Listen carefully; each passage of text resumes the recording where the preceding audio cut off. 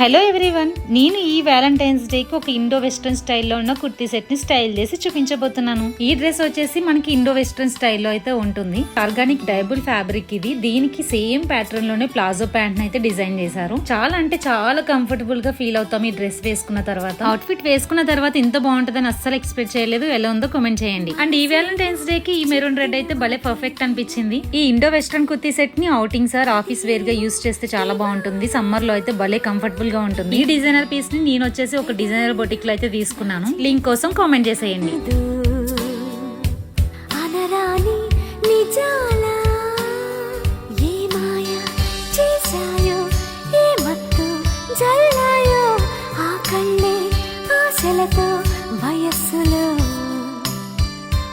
నిమిషం నిట్టూర్పు ఓ నిమిషం